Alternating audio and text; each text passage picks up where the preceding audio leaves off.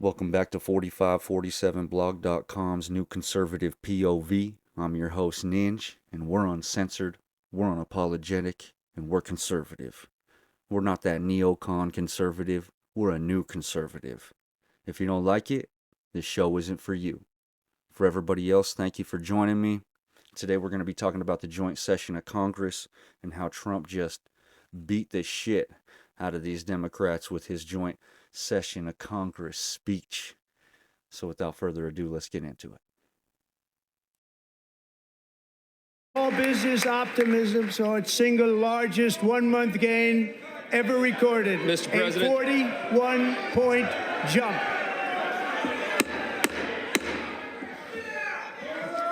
Members are directed to uphold and maintain decorum in the House and to cease any further disruptions. That's your warning.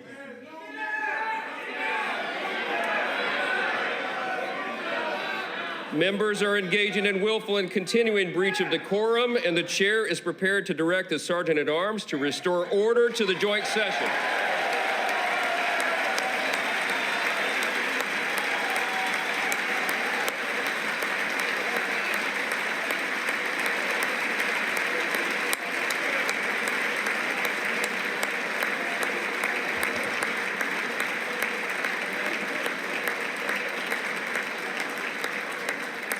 Mr. Green, take your seat.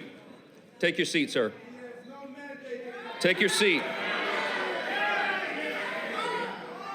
Finding that members continue to engage in willful and concerted disruption of proper decorum, the chair now directs the Sergeant-at-Arms to restore order. Remove this gentleman from the chamber.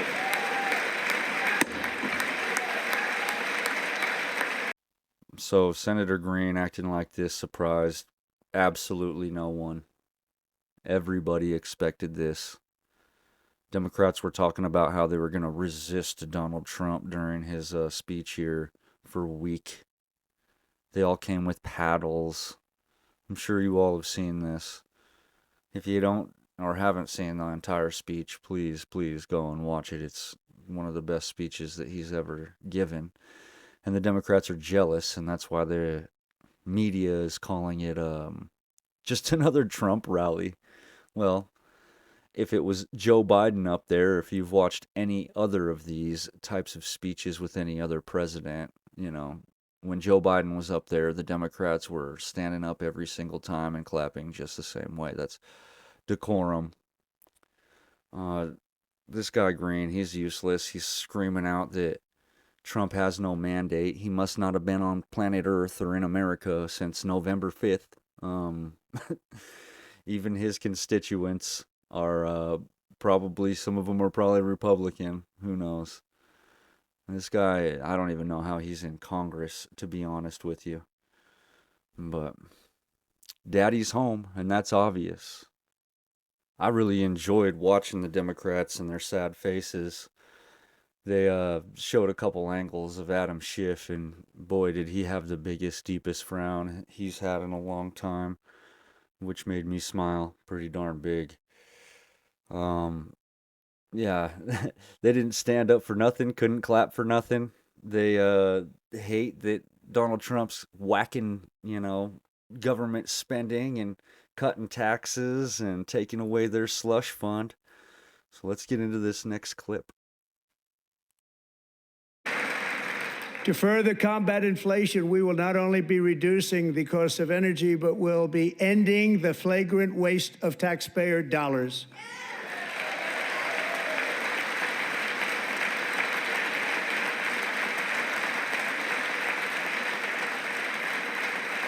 And to that end, I have created the brand new Department of Government Efficiency, DOGE. Perhaps you've heard of it. Perhaps.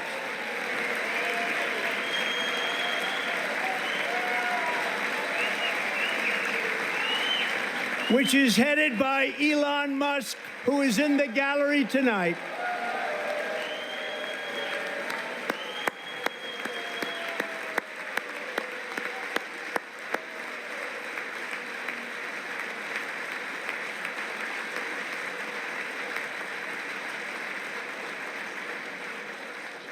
Thank you, Elon. He's working very hard. He didn't need this. He didn't need this. Thank you very much. We appreciate it. Everybody here, even this side, appreciates it, I believe. They just don't want to admit that. Do you hear the booing in the background? How they're booing Elon Musk for, finding government waste? Why would you boo someone finding government waste? Probably because you're the recipient of some kind of money one way or another. That's the only thing that would make sense to me. I would be pretty pissed off if you were cutting off my slush fund also. Democrats are supposed to be for cutting taxes and shrinking government. When did all that change? When they let the liberals take over the party completely? Bad move, Democrats. Doge is literally finding waste of taxpayer money. I don't want to be paying for some of these things that USAID was paying for. Shit, as a matter of fact, I don't want to be paying for 98% of the things I heard that money was going to. If it doesn't go towards American interests, it's working directly against us. What good does that do us? Why would we be paying for our own demise? Thanks a lot, American government or Democrats, for funding it. Well, Republicans too. Should have had your eyes open. Why was this shit even happening at all? How did they gain so much power? Who had their thumb in their ass? We pay you guys, right? Do your fucking jobs. I really hope that's what is happening with this cabinet that Trump has put together. We'll see. I have a lot of faith in these people, but they're still just tools to get a job done. Can't praise these people because they're all conservatives or because they all said they were MAGA or they were all part of the same agenda. I really hope these tools are used the way that they were supposed to, are used the way they're supposed to be used. Elon Musk didn't need this. He's the richest man in the world. Like, why would you come and work for the American government? Come and work for a friend. Say Trump is a good friend of his, which he is. Why would he come and work for Trump for free when he owns some of the biggest companies on the planet? The Democrats bitch because he's making $8 million a day, but he secured those contracts before Trump was even in office. So that was you guys who hired him, and you're just mad because he switched sides. These people can't be happy for anyone. Hence why people lose family members over politics, because Democrats, they're the evil ones. They're the ones who hold a grudge. They're the ones who hate. They're the ones who are pushing radical racism. They're the ones who are putting people in boxes. Who gives a fuck what color your skin is? Who the fuck are you inside? That's how I'm looking at you. I don't care if you're black, white, green, blue, orange. Who the fuck are you? Are you relatable? Cutting government spending is something the American people has always wanted. So Democrats standing behind this is literally the death of their fucking party. It's terrible, and they really don't want to admit it. Donald Trump is 100% right. Let's go ahead and roll this next clip. And as we reclaim our sovereignty, we must also bring back law and order to our cities and towns.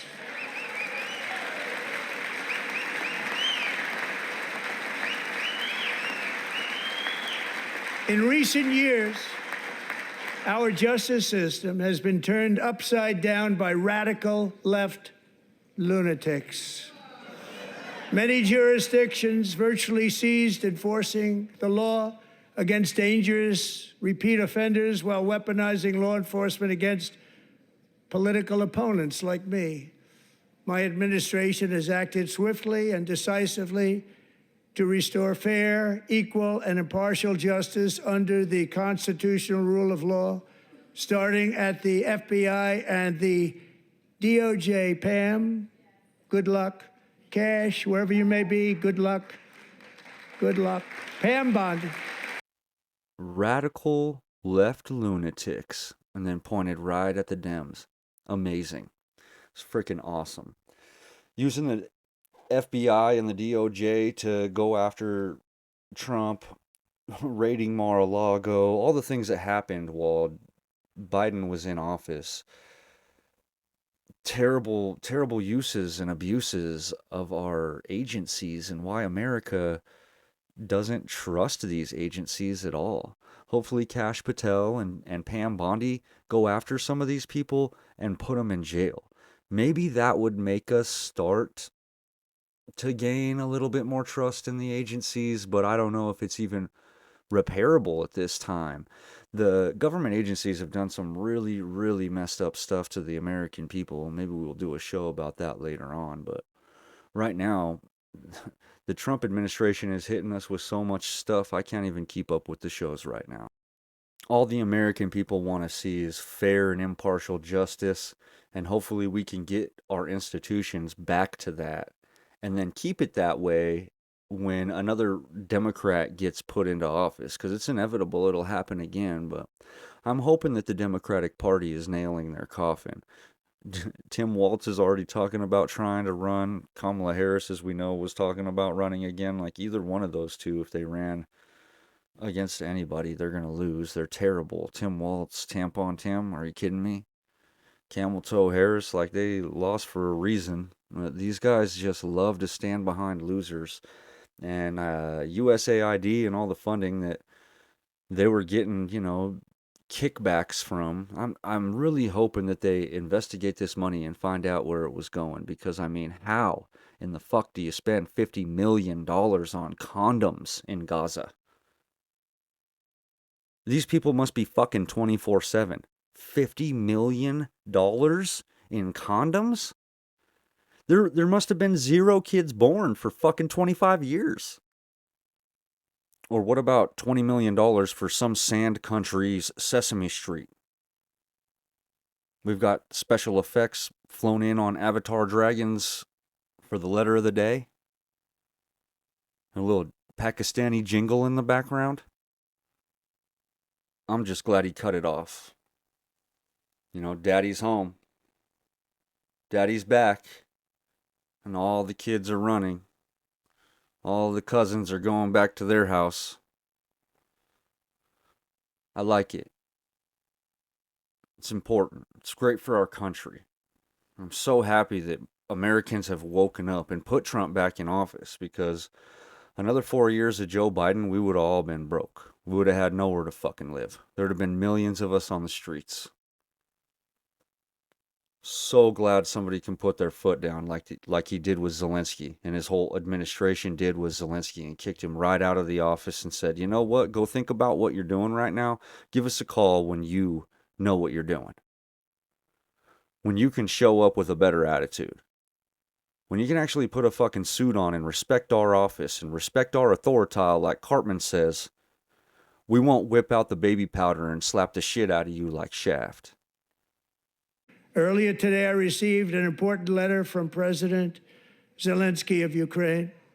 The letter reads, Ukraine is ready to come to the negotiating table as soon as possible to bring lasting peace closer. Nobody wants peace more than the Ukrainians, he said. My team and I stand ready to work under President Trump's strong leadership to get a peace that lasts. We do really value how much America has done to help Ukraine maintain its sovereignty and independence. Regarding the agreement on minerals and security, Ukraine is ready to sign it at any time that is convenient for you. I appreciate that he sent this letter, just got it a little while ago. Simultaneously, we've had serious discussions with Russia and have received strong signals that they are ready for peace. Wouldn't that be beautiful? Wouldn't that be beautiful? It's really important for America to not only be, well, if we're going to be the big brother and we're going to be the big badass on the block, it's important for us to actually be the big badass on the block and not just fucking talk. We can't just get pushed over and taken for our money. Zelensky actually got in contact with Trump, and he's a negotiator. And this is what the Democrats don't understand. Oh my God, our relations with Zelensky are completely over. Nah, he has nothing without us. We just pimp slap him real quick, send him to timeout, and then we pull him out. Okay, you thought about what you did, come back on over here. Let's roll the next clip. President Trump is trying to deliver an unprecedented giveaway to his billionaire friends. He's on the hunt to find trillions of dollars to pass along to the wealthiest in America. And to do that, he's going to make you pay in every part of your life. Grocery and home prices are going up, not down, and he hasn't laid out a credible plan to deal with either of those. His tariffs on allies like Canada will raise prices on energy, lumber, and cars, and start a trade war that will hurt manufacturing and farmers. Your premiums and prescriptions will cost more because the math on his proposals doesn't work without going after your health care. Meanwhile, for those keeping score, the national debt is going up, not down. And if he's not careful, he could walk us right into a recession. And one more thing. In order to pay for his plan, he could very well come after your retirement, the Social Security, Medicare, and VA benefits you worked your whole life to earn. The president claims he won't, but Elon Musk just called Social Security the biggest Ponzi scheme of all time. That's just a fear-mongering rant. These Democrats are so good at just setting fear into people. And they're talking about the farmers and how the farmers are all pissed off with USAID, how they're going to be unable to sell any of their stuff anymore. Do you know how many times farmers have adjusted to sell different kinds of crops to make different kinds of money? Because the farmers of America were actually competing with the farmers of the rest of the world. Now, why would that be? Why would farmers who produce produce be competing with other countries? It's because there was no tariffs on these other countries, and the countries could produce and ship it cheaper than here in America. When the whole entire company and the whole corporation moves to another country, they're basically getting free labor. This should have been against the law, and this is what worked against America for so long, and these Democrats are advocating for it. She's literally talking shit about car companies coming back. How could you be mad about any kind of manufacturing coming back to America? America used to be a bastion of manufacturing. During World War II, we produced so much, everything. We produced everything of our own. We had some of the best steel in the world for decades. And all this stuff got sent to other countries to be produced because of the price of corporate tax. Democrats want the billionaires to pay their fair share, so they keep raising a corporate tax, and every corporation leaves America and then sends their products back to America because it's cheaper to make it somewhere else and pay a tariff, because America didn't put very high tariffs on anybody, and everybody put high tariffs on America because nobody wants America's shit, but everybody wants to sell their shit in America. And Democrats are okay with this. Democrats will buy a cheap piece of shit Chinese-made refrigerator that'll fucking need to be replaced every fucking year instead of buying a good American-made appliance, how they used to be made, and they would last decades. Things are not made the way they used to be anymore because everybody wants to get in your pocket, including the Democrats. The Republicans aren't the answer, but they're definitely not the cause. This woman is a fear-mongering pro. Why the Democrats stood her up and put her in front of America. Smooth-talking fear-mongerer. The thing that they don't understand is generating revenue. This woman is looking at what the numbers are right now and not even taking into consideration that Trump is generating more revenue for America. He's got the gold card instead of the green card for immigration. How many million of those do you think we're going to see sold? We'll see. He sure does think that we're going to sell a lot of them, and I think we'll sell at least a good amount of them because there's tons of people with money all around the world who want to come to America and sell in America or send their kids to America in a great college. And then when those kids graduate, they could be offered a job here in America through a fee after we've already educated them. These are all just income generating things from a businessman that the Democrats can't even understand. They can't even begin to understand how to generate money in America. American farmers are going to have to switch up and start providing for America. It's definitely going to cost us more money initially. But once they figure out what they need to grow and a schedule goes and the grocery stores buy, everything will settle back into a consistent, steady thing. Most countries get their food from within. We're just so rich, we can buy things from everywhere. We're damn spoiled. But if we brought things back to America, we will feel a little bit of inflation, and then things will level back out. I'd rather have it that way than to be paying other countries and getting them rich so that they can give their money to terrorist organizations or become terrorist organizations themselves or align themselves with our enemies, and then we have to go to war with them later, literally paying to arm our enemies. Trump knocked this speech out of the park. The Democrats acted like asses. There was so much more in this speech that I wanted to get to. The kid with brain cancer, how the Democrats couldn't stand up and clap for him, couldn't stand up for Lake and Riley's family, any of the families, any of the people that were there. They all deserved respect, and they weren't Donald Trump. But because the Democrats hate Donald Trump so bad, they couldn't stand up and honor other Americans. Who knows if people in their family voted Democrat? Seeing that the Democrats couldn't stand up for their family member, do you think they're going to vote Democrat again? These dumb, idiot Democrats, they're dipshitiots, and they're putting nails in their own coffins. I will not be surprised if the Democrat Party is on a downhill decline to the point where it cannot recover again, and another party takes over. It'll be the Republicans and the who the fuck knows what party. Wouldn't that make you happy? That we don't have to look at this jackass party of the jackasses anymore? Man, I would be so fucking happy for that. I'm praying for it, as a matter of fact. But this speech was amazing, and if you didn't see it, go ahead and watch that thing. Look it up and give it a good watch. I'm going to get on. We're going to move on to the responses.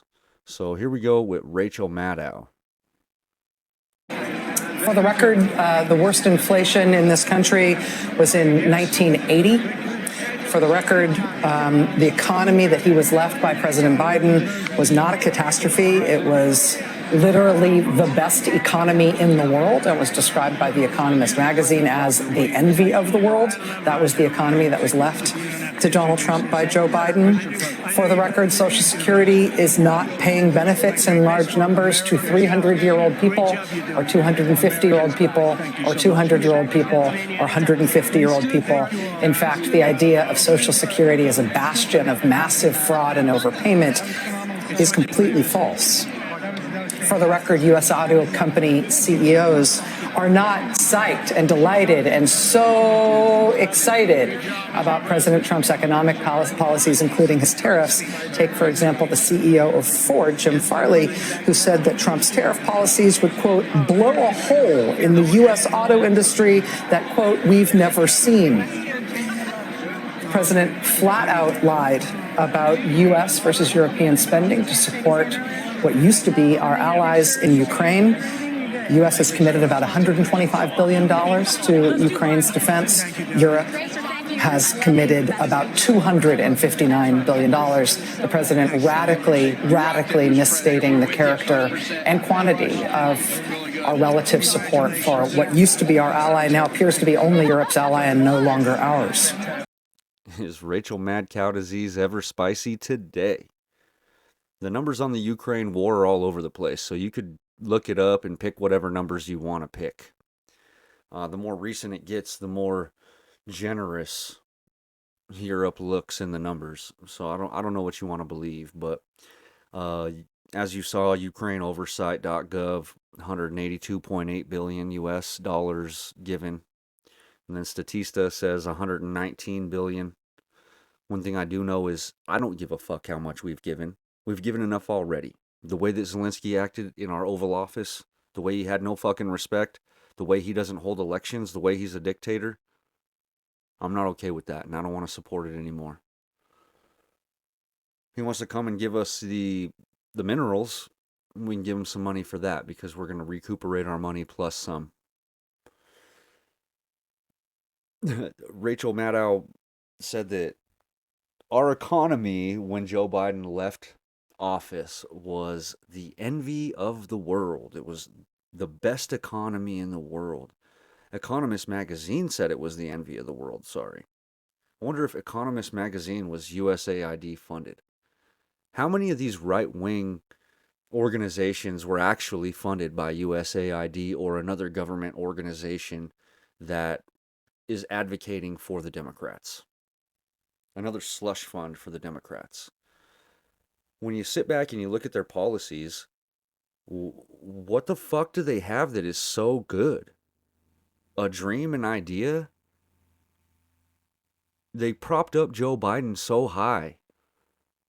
And then at the end, they turned on him. They didn't really turn on him until after Trump got in office. Then they were like, yeah, he was incompetent. Oh, yeah, his administration was running it for him. They can't admit anything on the spot. They can't have any kind of humility at all whatsoever.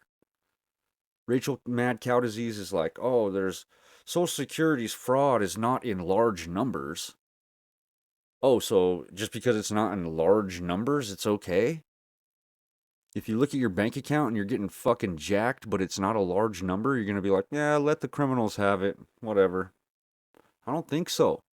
Rachel Madcow Disease is the only person in America who thinks this way, I think. Who the fuck else does? Please leave a comment below if you think like that. Leave a comment on this video. U.S. auto manufacturing left America to save money on taxes. They could go to a different country, produce whatever they're selling, a car, fucking pair of shoes, whatever, and then send it back to America for cheaper than they could make it here. While that country tariffs everything the United States tries to send over to it. Many countries in the world are like this. Not many countries in the world accept American products. But America accepts fucking everybody's shit. If Trump wants to put a reciprocal tariff on those countries, that's absolutely fine with me, because those countries have been taxing us tremendously. Just because their dollar's not worth as much to us, we're supposed to be like, yeah, okay, we're cool with you taxing us 800%, 400%, 25, 30%. No. These reciprocal taxes, these reciprocal tariffs are exactly what our country needs in order to bring manufacturing back here. Rachel Madcow Disease is literally siding with big corporations when 6 months ago they were advocating for billionaires to pay their fair share. These people blow like the wind. Whatever the opposition, us, wants, they want the opposite. Whatever we're doing, they drive and push for the opposite. It doesn't matter that we both want the same fucking thing when it comes to Doge. Most Democratic constituents are not okay with government waste, fraud, and abuse. So what the hell are they doing advocating for it constantly? Elon Musk is a billionaire. Why does he need to come and steal money from the American people? He's trying to save the government. trying to save America. He's trying to save these politicians' fucking jobs. If there's no America, they don't have a job. Are they really this fucking stupid? They don't understand that? Do we need to explain it to these Democrats? That if America doesn't exist, you're no longer a fucking senator or a representative of anything?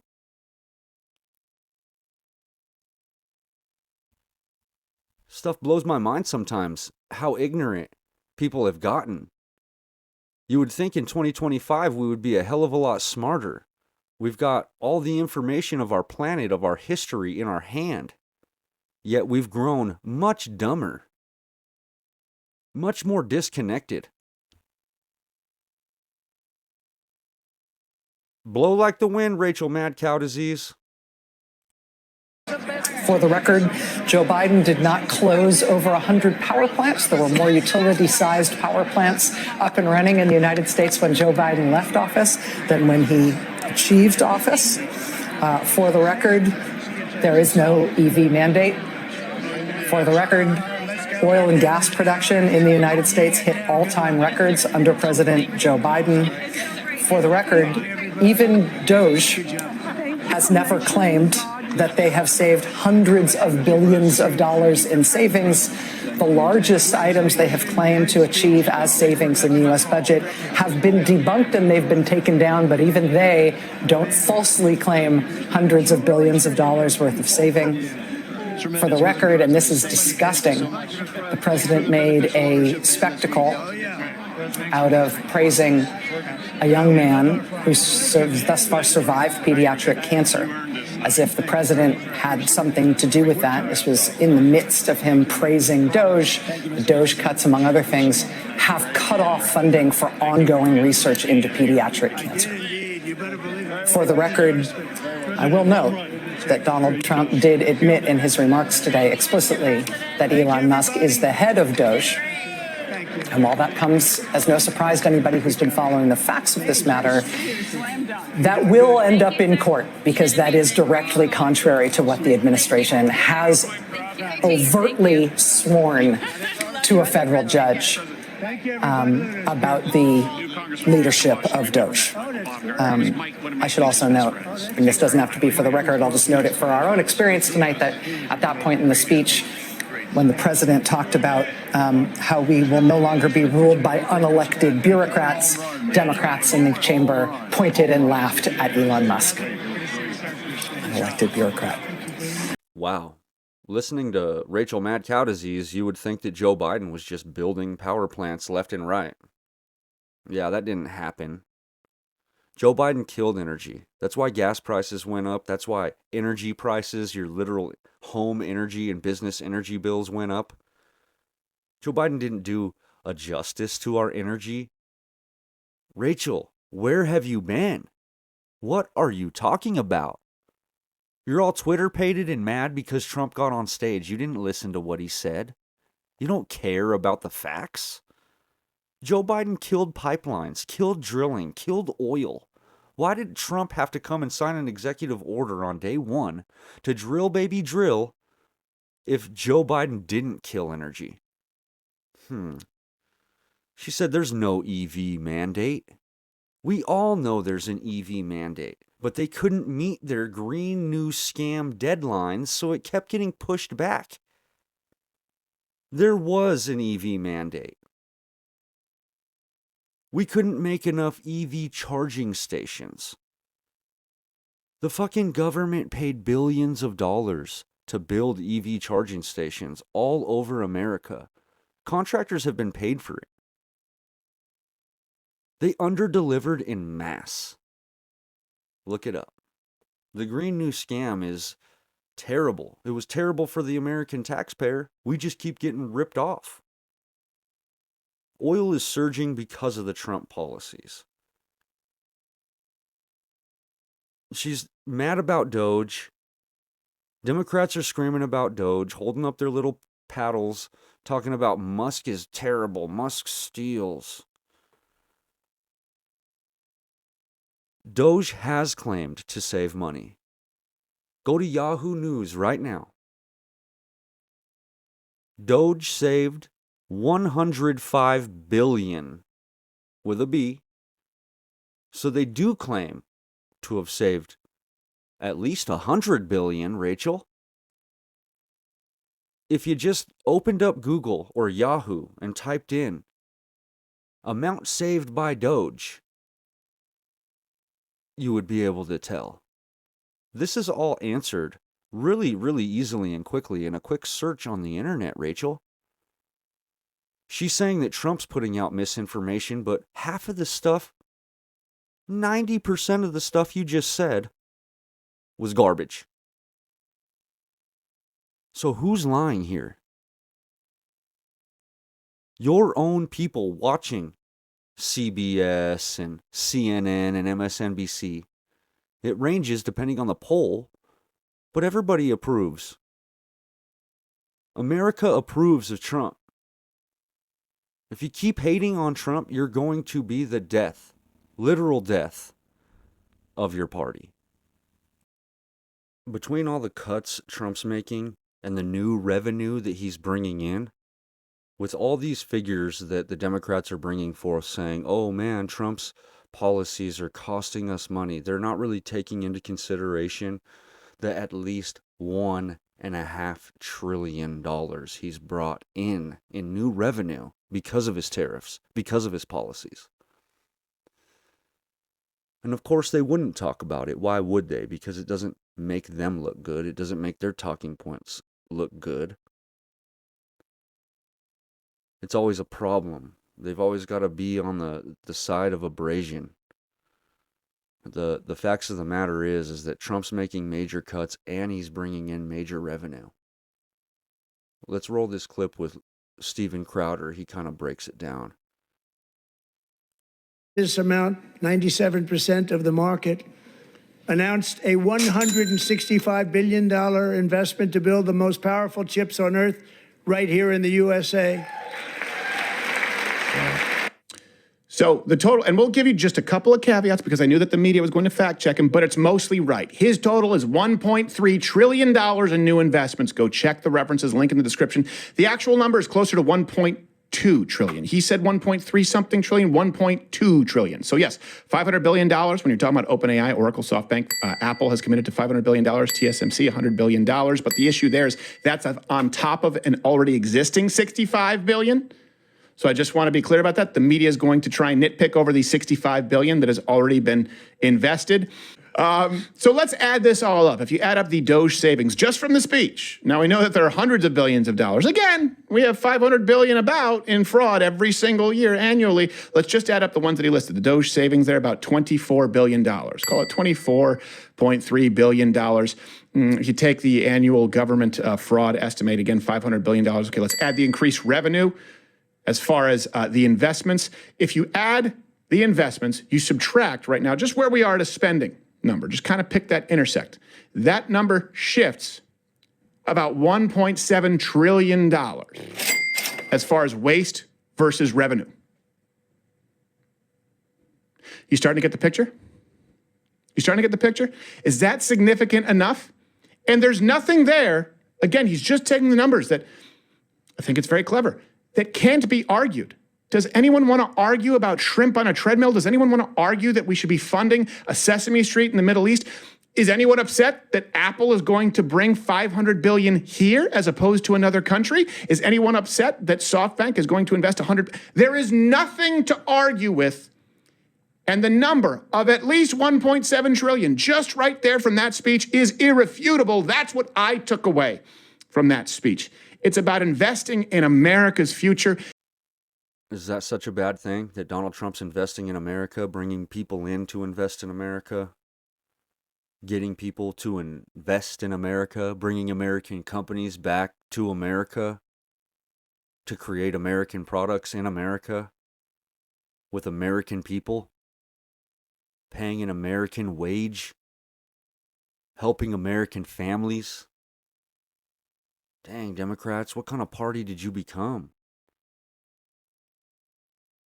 The Taiwan chip company coming here to America is a big deal. They have a monopoly on the market.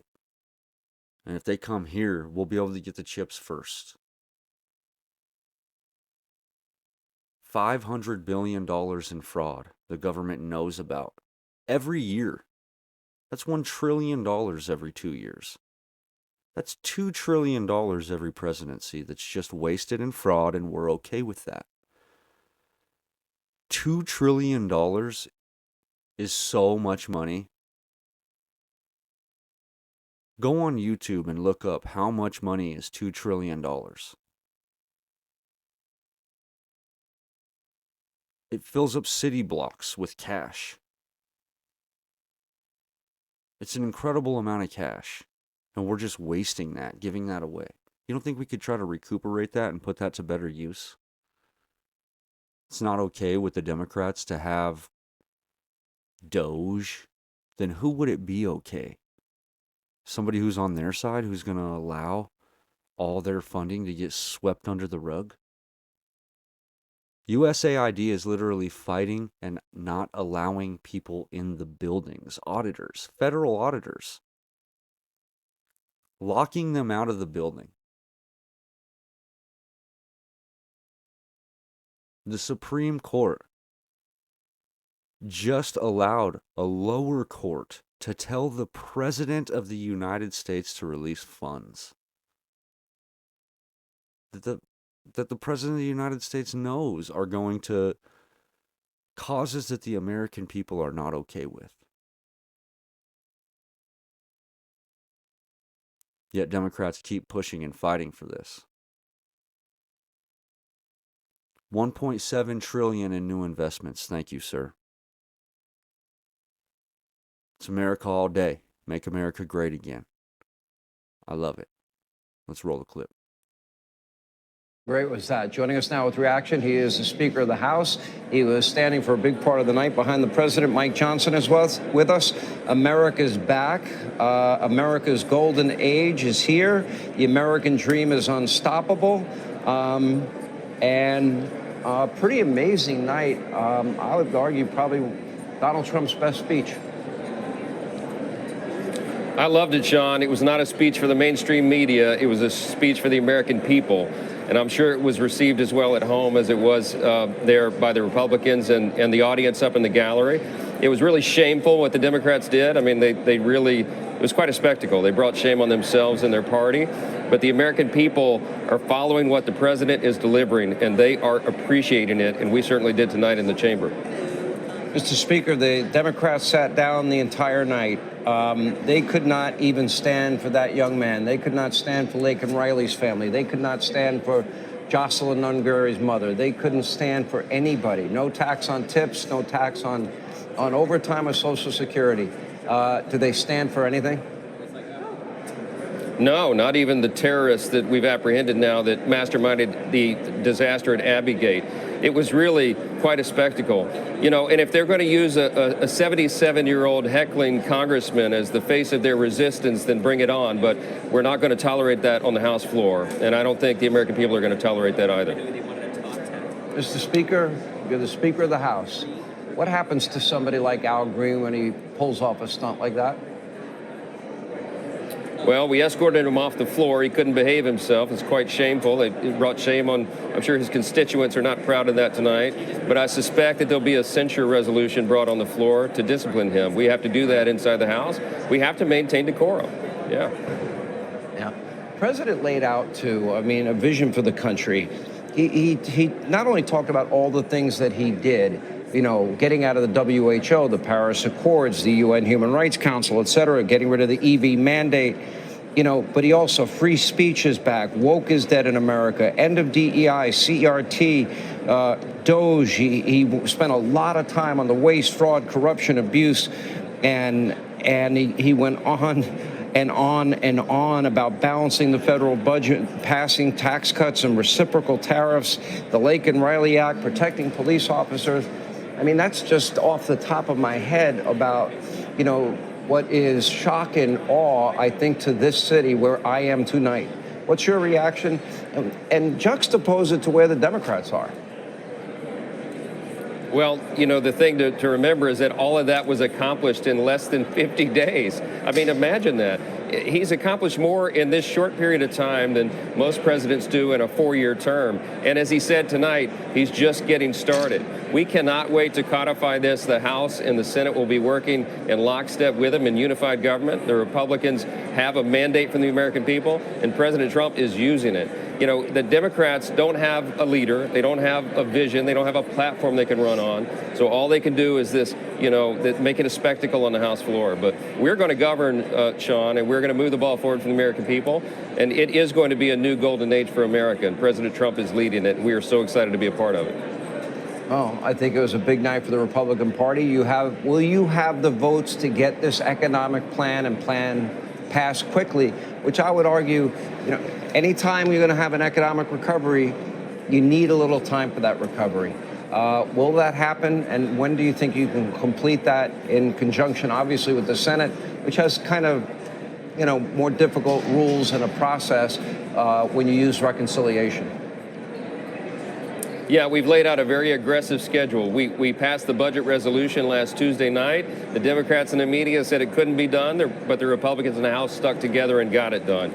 That opens the door for the reconciliation process and the one big beautiful bill that the president keeps talking about and we keep insisting upon. Yeah. Sean, we put it on a very aggressive schedule. We will get that done if we stick by that schedule by the end of April. The president will sign it into law in early May, and that will be enough time for the American people to begin to feel the effects of that before the midterm election in 2026. So economic help and recovery is on the way, and all these other promises are as well. We're going to deliver for the American people. All right, Speaker Mike Johnson, great to have you, and we'll be following that progress very closely. Help is on the way. The House and the Senate, that red wave happened for a reason. They're working together. They're pushing to do that one big, beautiful bill. America's going to change. It's on its way. It took a long time to build America to where it was. And it only took a short amount of time to knock it down. It's going to take us some time. It's going to take us some hurt to get back through this and get back to where we were. But Trump is on the way. The policies are correct. We're breaking the fraud and abuse. He did do this all in less than 50 days. DEI is out the door. We're back to merit. People who actually know what they're doing, know what they talk about. CRT is gone. Thank God. Woke is dead. Democrats are terrible, man. Their whole party fell apart. They're lost. They don't know what they're doing. The conservative movement's moving forward stronger than ever with common sense. Something that America lost, it seems like, and it's coming back, and it feels so good. I love to be an American. America is back. I can't wait for this golden age. That was the best speech I think I've seen Trump do in a long, long time at least. And thank you for joining me. That's all I got for you guys today, and we'll see you in the next one.